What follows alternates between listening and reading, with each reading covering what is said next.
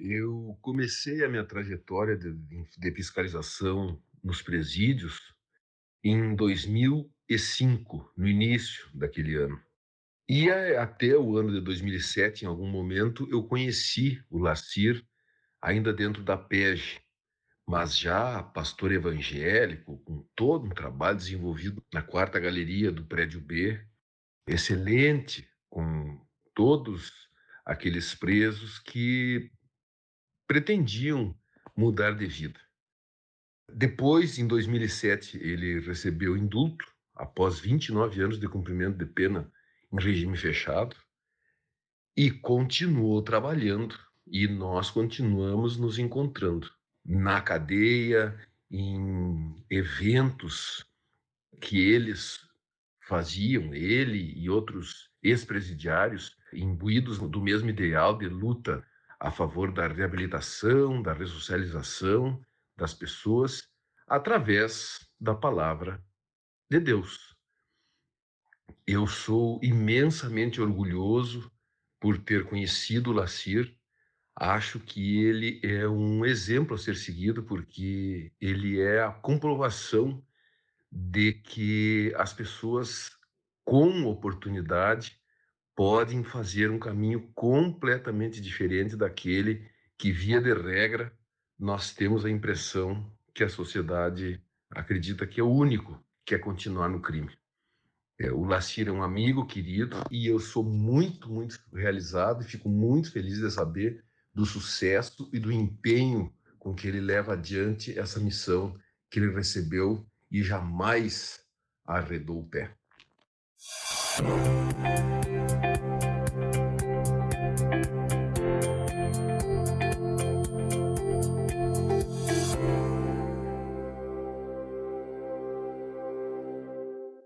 Honoráveis ouvintes, sejam muito bem-vindos a mais um episódio do Extramuros Podcast. Sou Washington Clark dos Santos, seu anfitrião, e no conteúdo de hoje, inaugurado com a luminosa manifestação do ilustre Procurador de Justiça do Rio Grande do Sul, Dr. Luciano Preto, trago a segunda parte da narrativa de Lacir Moraes Ramos, um ser humano ex-presidiário que, após longa caminhada no crime, regenerou-se, é pastor evangélico e, voluntária e graciosamente, atua na evangelização de pessoas privadas da liberdade. Antes da sequência da narrativa, trago também as palavras do Procurador de Justiça Gilmar Bortolotto. Meu nome é Gilmar Bortolotto, eu sou procurador de justiça, estou no Ministério Público há mais de 30 anos e no ano de 1998 eu fui designado pelo Procurador-Geral para trabalhar numa promotoria que se encarregava da fiscalização das grandes penitenciárias aqui da região metropolitana de Porto Alegre. E eu comecei a fazer então esse trabalho de fiscalização que perdurou por 17 anos. Então a gente lidava todos os dias com as realidades dos presídios, rebeliões, na época muitas mortes, violência, e procurava ali fazer o nosso trabalho nesse cenário que era muito difícil. E lá no ano de 1998, se eu não estou enganado, eu conheci então o Lacir Moraes Ramos, né? Na época conhecido como Folharada, era o apelido dele. O Lacir, na época, já tinha se convertido, ele estava alojado na quarta galeria do pavilhão B da Penitenciária Estadual do Jacuí, e ali ele fazia o trabalho dele de ajudar muitas pessoas pela via especialmente da disciplina e da espiritualidade, do desenvolvimento da espiritualidade, a sair do crime. Então eu vi ali muitas pessoas com uma vida bem complicada que foram ajudadas pelo Lacir. E ele nunca desistiu disso. Ele tinha uma pena muito alta, mais de 200 anos, eu me lembro perfeitamente. E em 2007, até por conta do trabalho que ele foi desenvolvendo, depois de cumprir 29 anos de prisão, fechado, ele foi indultado. e saiu da penitenciária e seguiu fazendo esse trabalho, então, na rua, recolhendo pessoas que tinham saído de penitenciárias e moravam na rua, promovendo eventos, ajudando muita gente, colaborando com a justiça. Ele não foi uma nem duas vezes que ele apresentou presos que estavam foragidos para nós, para ser recolhidos para o sistema, né? Gente que não tinha como ficar em alguns estabelecimentos. Então, o Lacir hoje, além de tudo isso que eu estou dizendo, eu o considero um amigo, né? É uma pessoa que representa um exemplo de superação. Ele, assim, e ele, com o modo de vida dele, ele demonstra concretamente que há, sim, saídas para o sistema prisional, né? Que há muitas ideias que podem ser desenvolvidas e que essas ideias podem tirar outras pessoas da vida do crime. Talvez o problema de tudo isso é que a gente pense nesses projetos sempre de cima para baixo, direcionando projetos para a vida de pessoas que nós não conhecemos, né? Cujas necessidades nós não ouvimos. E o Lacir, ele, por ter vivenciado do outro lado da grade, vamos dizer assim, ele percebeu quais são as necessidades, ele viveu uma vida muito difícil, mas, como eu disse, hoje, para nós aqui que trabalhamos com a justiça e continuamos com essa ideia de mudança do sistema prisional, ele é sempre uma espécie de bússola, ele nos ajuda em qualquer situação. Então, a gente quer deixar esse registro porque é merecido, né? E importante para que outras pessoas possam seguir o mesmo caminho.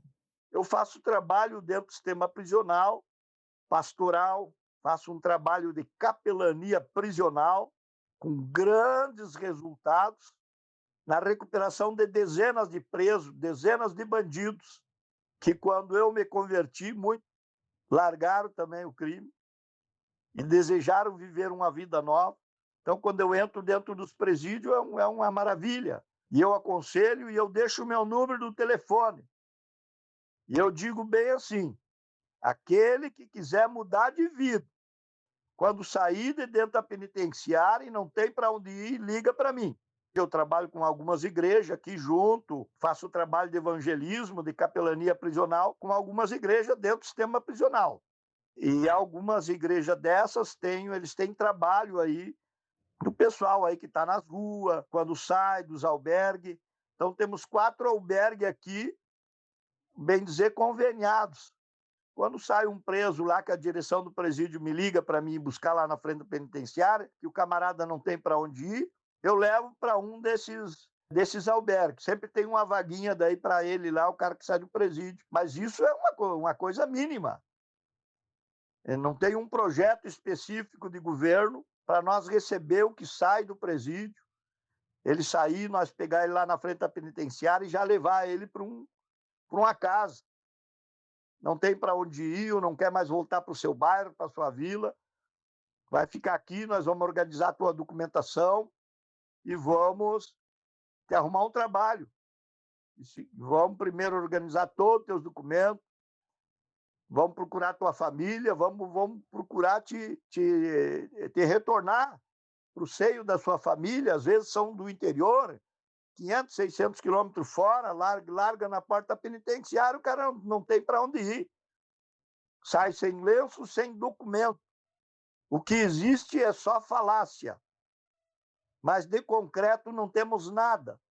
Que quando o camarada sai, procura um albergue, a regra dos albergues aqui do Rio Grande do Sul, o camarada chega lá de noite, 19 horas, toma um banho, janta, e de manhã, às 7 da manhã, ele é jogado para fora.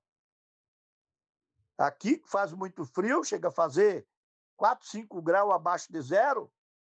Já imagina uma pessoa que mora na rua aqui, quando sai de manhã, 7 da manhã, é empurrado para fora do albergue, só pode retornar de noite e só vai ser acolhido por 15 dias. Não tem uma palestra, não tem um atendimento. Tem um social ali, assistente social, uma psicóloga, encaminha a documentação, alguma coisa, mas o camarada fica desazado, dá para se dizer, é uma linguagem, um termo que a gente usa aqui no Rio Grande do Sul, quando o camarada, 7 da manhã, batendo água, um frio de 4 graus abaixo de zero, a pessoa com 50 ou 60 anos de idade tem que ir para a rua. Passa o dia todo na rua. E de noite volta. Quando volta, ele tem que se aliar com alguém. Mas se ele chegar lá no morro, chegar lá na favela, chegar lá na comunidade, se apresentar, dizer que é um ex-presidiário, ele vai ser muito bem acolhido. Primeira coisa que dão para ele é uma arma, uma pistola. Olha, tal hora nós vamos fazer um evento aí e tu vai com nós. Já passou a ser um soldado. Não é uma coisa que deve de chamar nossa atenção para o egresso do sistema prisional. A situação é bem complexa.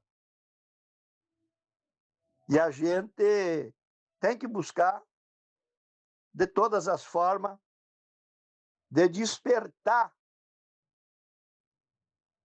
os nossos governos. Porque o Poder Judiciário não pode mudar isso. Pode mudar se eles cumprir 100% o que está na lei de execução. O cara é condenado, vai para dentro do presídio. Se o Estado não tiver condições de cumprir o que diz na lei, solta-se o camarada. Não ficar com o camarada lá dentro, sofrendo, gemendo, e sem perspectiva nenhuma. E é mais os miseráveis que sofrem isso. Então, a maior revolta é uma das revoltas do ser humano preso, é essa. Não tem assistência, não vê a cara do juiz. Agora está tendo essas prisões aí que chamam, quando vai preso ali, ele passa por um atendimento, passa por um juiz, mas não é todos, que não consegue atender todos que vão presos, que chamam de videoconferência. Ah, tá, vamos ver, estudou, não, vai para dentro do presídio. Mas não tem outros atendimentos, mas tem possibilidade de mudar essa história. Então, nossos governos têm que se aparelhar para treinar os funcionários do sistema prisional para atender esse pessoal, para reciclar o camarada quando entra na porta do presídio. Ter ali os pessoal para receber, conversar, fazer uma investigação e apontar para ele uma possibilidade dele ir para um pavilhão aonde não tem droga, aonde não tem facção, aonde ele possa ter uma possibilidade de entrar ali e sair melhor. Isso é possível. E não gasta muito. Nós temos o exemplo aí da penitenciária chamada APAC. São pequenas penitenciárias aí para 150, 200 presos, que é atendida só por voluntários. Mas aí em Minas Gerais tem algumas APAC, e eu já fui aqui com uma comissão de juízes, promotores, advogados, deputados. Eu fiz parte de uma comitiva aí, nós tivemos aí em Minas Gerais, na cidade de Itaúna, na chamada penitenciária APAC. Tem uma masculina e uma feminina aí, e a gente visitou, onde os presos fazem a comida, o preso trabalha, o preso ajuda a cuidar dos outros. É a chamada prisão sem guarda. Ah, mas aí é só para preso primário, não. Para todo aquele preso que quiser mudar de vida, ele vai ter que comprovar que quer mudar, ele vai ter que solicitar para ir para esse sistema, escrevendo ali para o juiz que ele quer uma vida nova e que está disposto a se sujeitar às regras. Existem regras. E não tem guarda e não usa uma arma. Ali entra a parte que o senhor me fez a pergunta ali, dos 3 pilares. Um pilar é o trabalho, o outro é a educação, que engloba também o curso profissionalizante, e a parte que chamamos da parte da espiritualidade. Então, esse aí é o tripé da espiritualidade. e que é aplicada, né, a parte da espiritualidade aí. Eu acompanhei, inclusive fui um dos palestrantes lá na cidade de Itaúna, no presídio. Até um juiz foi junto, daqui da Vara de Execuções de Porto Alegre também, na época, e almoçamos com os presos, 2 deputados. Isso também é uma prova para nós, que existe possibilidade. Mas como eu ressaltei no início lá, presídio tem que ser aí o máximo 300 presos, né? Com uma guarda bem treinada, bem preparada. Inclusive, os funcionários têm que ser treinados também para receberem as igrejas, os voluntários que vêm trazer uma palestra, uma palavra de esperança, uma palavra de fé, uma palavra de amor, uma palavra de carinho. Tem uma frase que está escrito nas paredes da penitenciária PAC, que diz assim, que do amor ninguém pode escapar. Amém? E a mão de obra do preso pode fortalecer as empresas. E, ao mesmo tempo, está ocupando o preso com o trabalho, está ocupando a mente daquele preso. Nós temos, aqui em Santa Catarina, nós temos umas 2 penitenciárias ali, uma em Chapecó, e a outra é Curitibanos. Eu fui lá com uma equipe do DPEM, Departamento Penitenciário Nacional, com alguns diretores de todo o Brasil. Nós passamos o dia ali, na penitenciária de Curitibanos, aonde é um exemplo. Ali os presos também não tentam fuga, não tem tempo para planejar a fuga. E tem diversas empresas dentro dessa penitenciária. 900 e poucos presos tinha aquele dia naquela penitenciária de Curitibanos, Santa Catarina, aqui do lado do Rio Grande do Sul. Todos os presos trabalhando, com carteira assinada lá dentro, com cartão para a família receber na rua. E ali fica uma porcentagem, fica para a casa prisional, para a manutenção da casa prisional. Então, vejam bem, nós temos já dentro do nosso Brasil, eu mesmo só conheço essa casa, que é 100% os presos trabalhando, e é preso ali de toda a espécie. E tem os trabalhos de final de semana das igrejas que entram lá dentro para dar o atendimento espiritual, que isso está na lei de execuções. O preso pode receber visita do pastor, ou do padre, ou do missionário, da igreja, para ali trazer uma mensagem para ele. O senhor falou também sobre a situação que eu fui nomeado pelo governador, eu fui aqui apresentado por um secretário de Estado para trabalhar na Secretaria de Justiça aqui do Estado, no sistema prisional, ali para que eu fosse trabalhar na área de curso profissionalizante ali, dar um incentivo, motivar o preso e tal. E o sindicato dos agentes penitenciários aqui do estado do Rio Grande do Sul, quando ficaram sabendo que saiu no Diário Oficial, se levantaram ali e ameaçaram greve geral.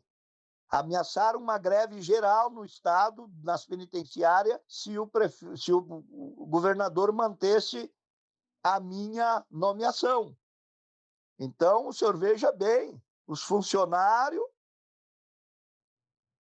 não, uma meia dúzia ali do sindicato, que se diz representar os funcionários do sistema prisional, que eu tenho muito boas amizades com os diretores aqui, com o corpo técnico das penitenciárias, mas o sindicato já lançou nota no jornal, na imprensa, mas infelizmente eles deram um tiro no pé, porque eu não fui regenerado nem recuperado agora. Eu vim de dentro da penitenciária, meus últimos 18 anos, eu prestei um grande serviço e um grande trabalho dentro da penitenciária por 18 anos de relevância na recuperação do homem preso, que estava já com a mente criminosa. consegui e estou conseguindo. E lá nessa penitenciária onde eu estive por a última vez, continua uma grande igreja lá funcionando plenamente. E aí, graças a Deus, a imprensa aqui do Rio Grande do Sul, eles vieram a meu favor, dá para se dizer. Que como seria a minha vida? Se eles que eram para estar felizes, reconhecer como é que para mim trabalhar voluntariamente dentro dos presídios aí, que eu entro e saio todos os dias, eu sou bom. Mas para ser um funcionário, para receber um salário digno, para mim sustentar minha família, para mim pagar minha faculdade que eu quero voltar, não aceitaram. O governador estava em viagem, quando chegou, reuniu a imprensa e falou, não, se ele tiver com a documentação, com as certidões, tudo em dia, eu não tenho como exonerar ele. Isso é a lei. Um salário de 8 mil aproximadamente, eu tenho competência, sou uma pessoa que tenho a competência reconhecida pelos juízes da Vara de Execuções Criminal de Porto Alegre e pelo Ministério Público do Estado do Rio Grande do Sul, e a Procuradoria aqui do Estado me reconhece como uma pessoa que tenho capacidade e que já demonstrei e venho demonstrando diariamente, mas eu acabei pedindo para tirar a minha nomeação.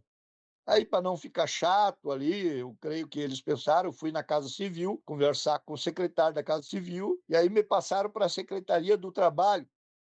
Só tinha uma vaga, e essa vaga, o valor do salário era de R$ 1.300. Mas eu fui ali para essa vaga, mas quando troca o secretário ia concorrer a deputado aí federal, já fiquei na fila para ser exonerado. Aí sim, não era o governador que estaria me exonerando, seria o secretário que entrou, enfim. E eu acabei, no início das eleições, uns 3 meses antes, saindo, mas eu não fui exonerado. Eu recebi uma proposta de trabalho aí para fazer um trabalho por um período, já por um salário mais alto, para um ex-prefeito de Porto Alegre aqui, muito conhecido, e fui trabalhar com ele, e infelizmente ele não ganhou as eleições, e eu estou desempregado. Então, estou clamando aqui agora, estão se organizando aí, eu preciso de um trabalho. E de trabalhar de voluntário, para mim ir para a penitenciária, eu tenho que ficar esperando vir alguém passar aqui em casa para me dar uma carona. Eu tenho carro hoje, graças a Deus, mas eu não tenho condições para pagar gasolina. Nem a gasolina o Estado não me paga para mim prestar esse trabalho voluntário. Eu recebo muitos elogios, mas eu preciso ser assalariado.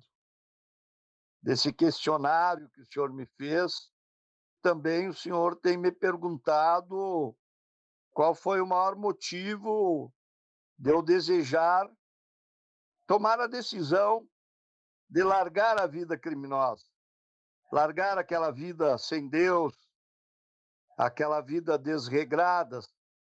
Realmente, eu, no ano de 1983, final de 83, no Natal, eu fuguei, consegui fugir do Presídio Central de Porto Alegre. Estava ali, eu acredito, com uma média de uns 24, 25 anos de idade, e já condenado na época a 86 anos de prisão, e eu tomei uma decisão de fugar do Presídio Central, bem próximo do Natal de 83 para 84. E consegui lograr êxito nessa empreitada de escapar do Presídio Central de Porto Alegre. Eu decidi de ir embora, sair do Rio Grande do Sul. Eu era um jovem do interior, semi-analfabeto, mas ali consegui reunir alguns recursos e fui embora para São Paulo, sem documento, sem nada. E nas minhas andanças eu tinha conseguido um trabalho aprendi a trabalhar de padeiro. E chegando em São Paulo, fui para uma pensão ali perto da rodoviária do Tietê. E lá, conversando com o dono da pensão, falei que tinha ido do Rio Grande do Sul para procurar trabalho. E ele me indicou um jornal ali que tinha justamente na área da panificação, tinha uma padaria lá que estavam precisando de um padeiro. Eu me apresentei nessa padaria lá, sem nenhum documento, dei o nome, meu nome apenas, e eles precisavam que começasse imediatamente. E eu comecei a trabalhar naquele mesmo dia, no final da tarde, para trabalhar à noite também. E lá nessa padaria eu conheci um rapaz evangélico, que era o mestre do turno da noite. E conversando com ele ali, eu conversei para ele, me interrogando, e viu que eu não era de São Paulo, e falou que São Paulo era um lugar muito perigoso, enfim, fiz uma amizade ali, e ele me perguntou, eu digo, eu vim para cá, para atrás de trabalho, e esse rapaz me perguntou que ele morava numa favela lá em São Bernardo do Campo, se eu aceitava dormir no chão na casa dele, ele me levaria para lá. E eu aceitei.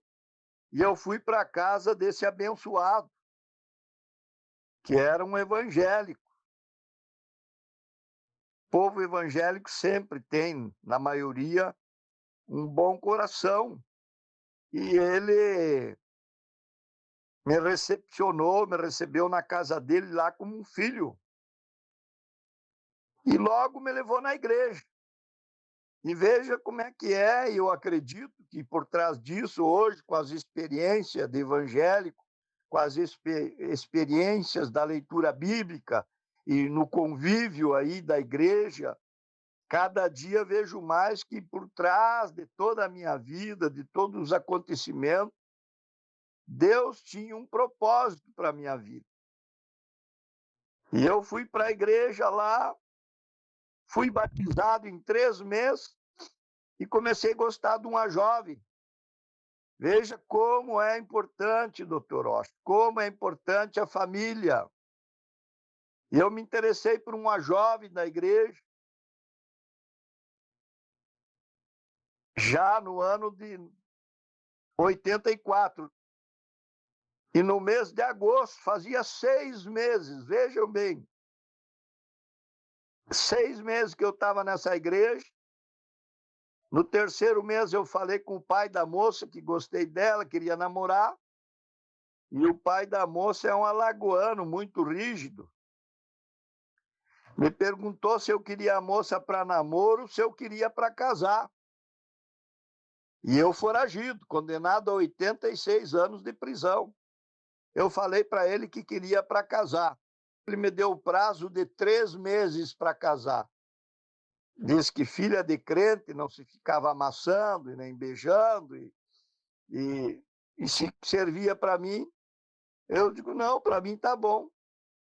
No dia 25 de agosto de 84, eu contraí matrimônio com essa moça na Igreja Assembleia de Deus, na cidade de São Bernardo do Campo, a Igreja Assembleia de Deus denominada Jardim Esmeralda.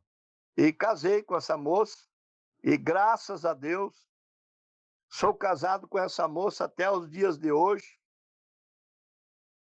E desse casamento, dessa relação, nós temos 4 lindas filhas, como eu já citei no início, 3 filhas casadas, abençoadas, e uma filha que vai completar 14 anos agora, no próximo mês de janeiro.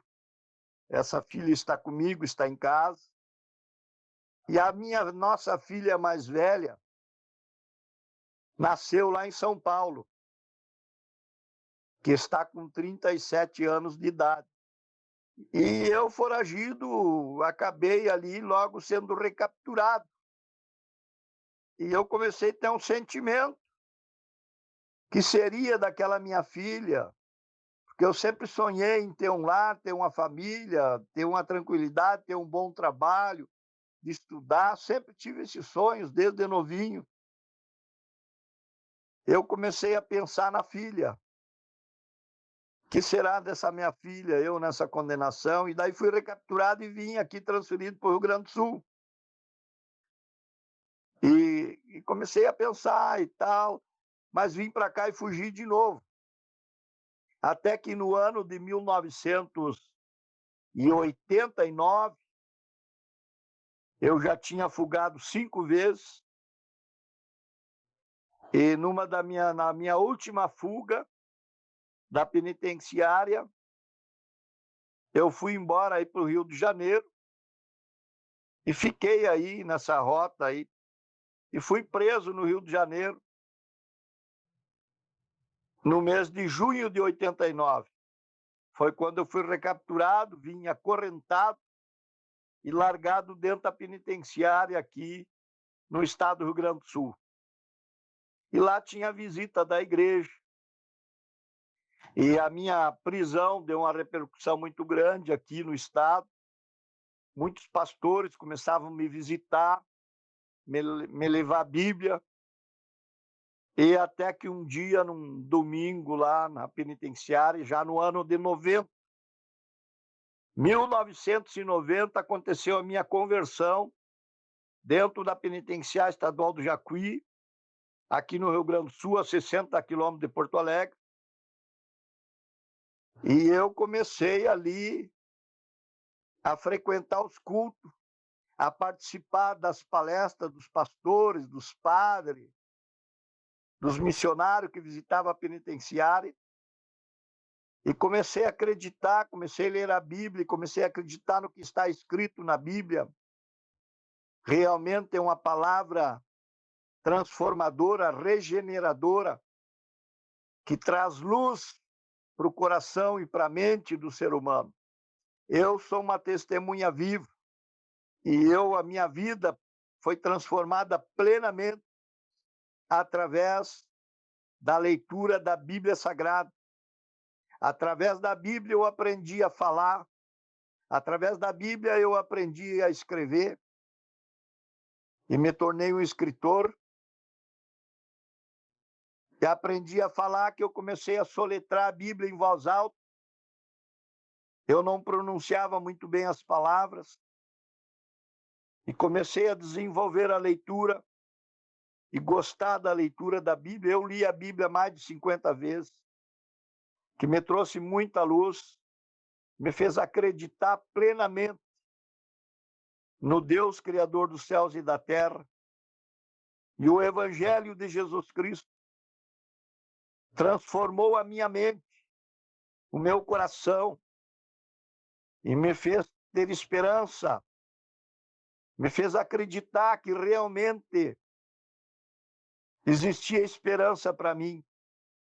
Mesmo numa condenação de mais de 200 anos de prisão, eu comecei a acreditar na palavra dos pastores que pregavam. Existe esperança para ti. E como se deu no ano de 2006, saiu o indulto natalino. Naquela época, minha pena, em 2006, tinha baixado um pouco, já não era mais 200 e poucos anos. Estava em 182 anos, 5 meses e 10 dias. E eu escrevi cartas pedindo indulto, embasando como é importante o trabalho. E no indulto ali, a primeira parte dizia o preso que é primário. Ele, se tiver cumprindo 15 anos,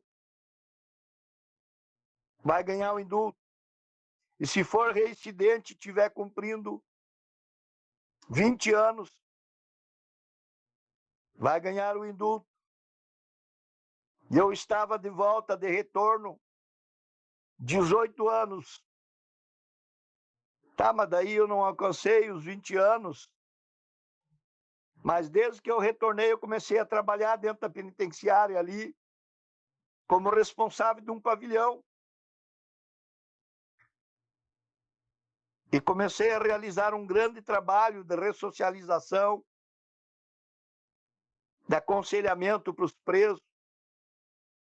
Um trabalho que deu grande repercussão aqui no estado do Rio Grande do Sul, até por eu ser uma pessoa muito conhecida. E esse trabalho começou a crescer. E aí eu, como preso que trabalha 30 dias e ganha 10 de remissão de pena. Trabalha 3 dias, ganha 1 dia. E aí, somando, a minha pena passava de 20 anos, porque eu trabalhei 18 anos. E aí a minha pena, foram fazer as somas, eu pedi a remissão da pena. E a remissão é contado como pena cumprida. Passei de 20 anos, passava de 20 anos as somas. E a prova está que o Ministério Público recorreu e não conseguiu a impedir a minha saída. O indulto saiu dia 25 de dezembro de 2006 e eu fui sair em liberdade 31 de agosto de 2007. Então foi uma guerra travada para a minha saída, mas foi desta forma que eu saí do sistema prisional. E aí a moça que casou comigo em São Paulo, uma moça criada dentro da igreja, filha de um funcionário da Mercedes-Benz de São Paulo, São Bernardo do Campo, e a minha esposa mudou com a nossa filha aqui para o lado da penitenciária e ficou ali me visitando.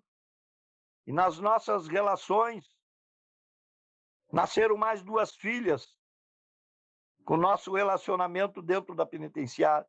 Ela me visitava na quarta-feira e no domingo.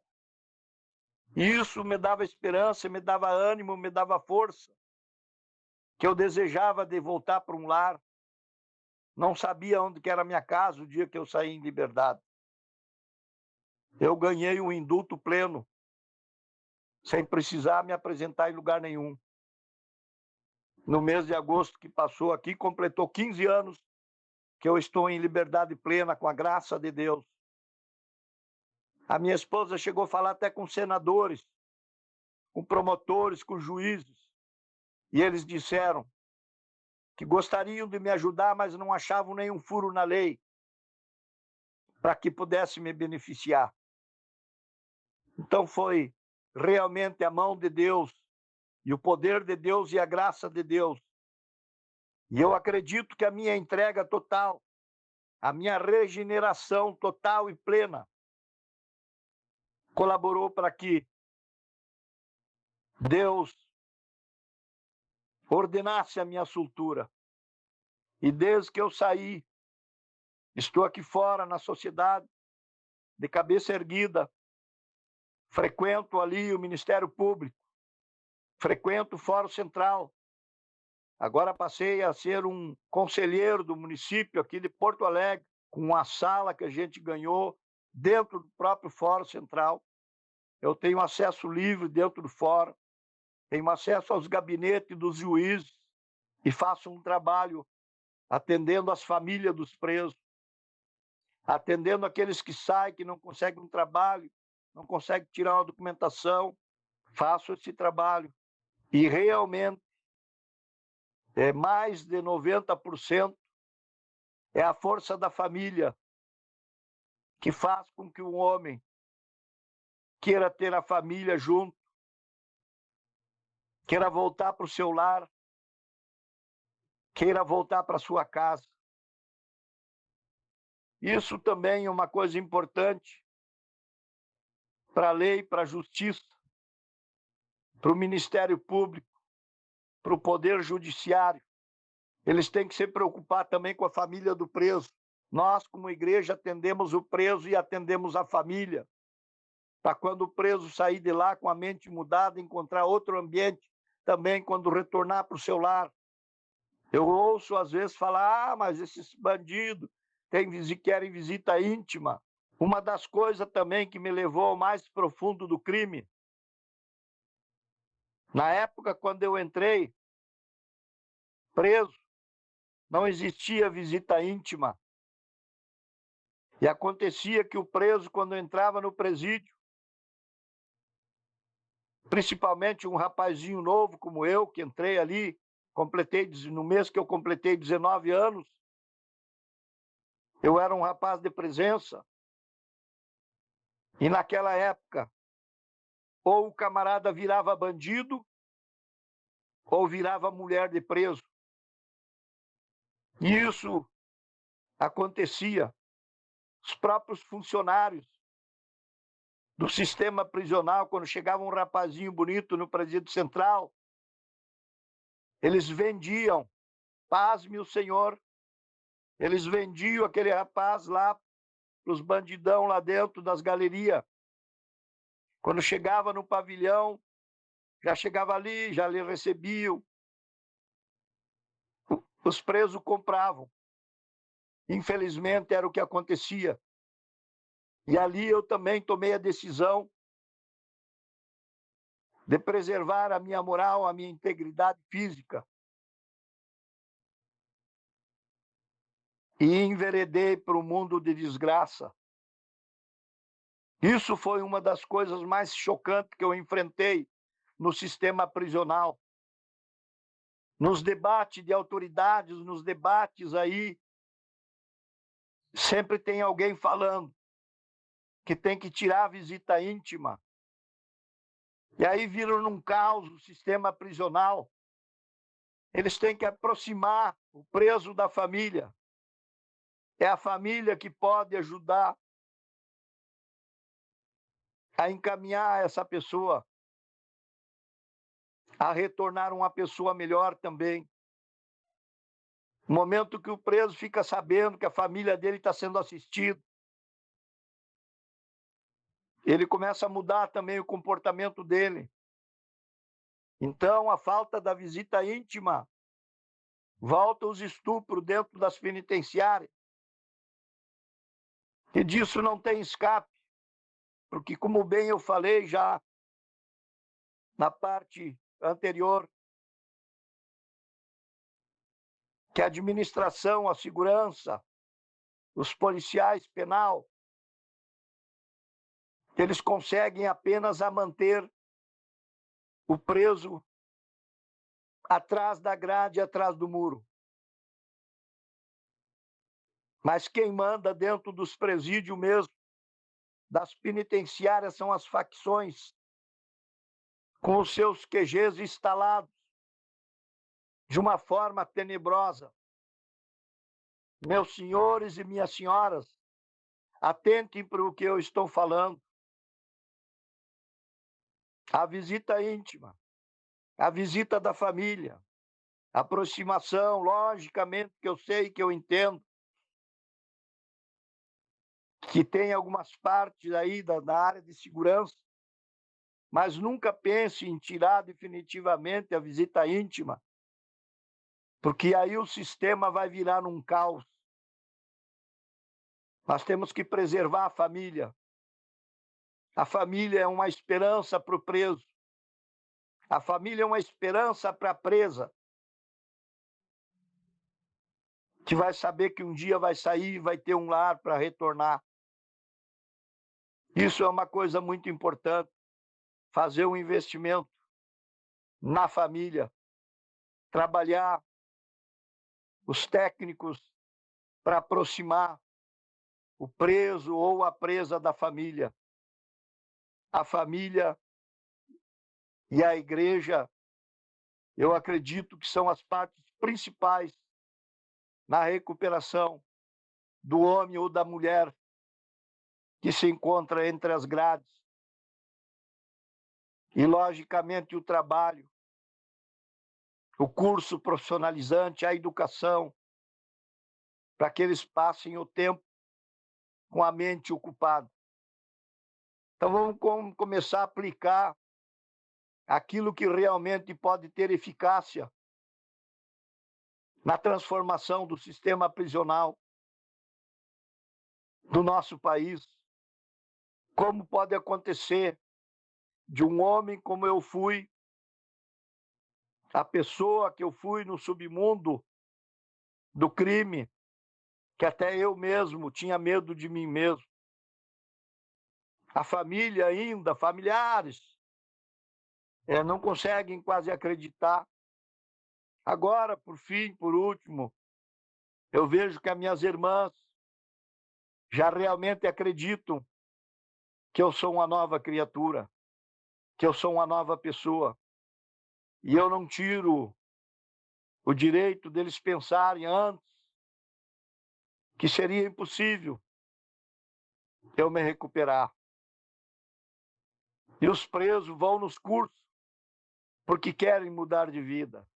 Estão sofrendo dentro do sistema, sofrendo a desgraça do câncer do sistema prisional, que é as drogas, é a corrupção.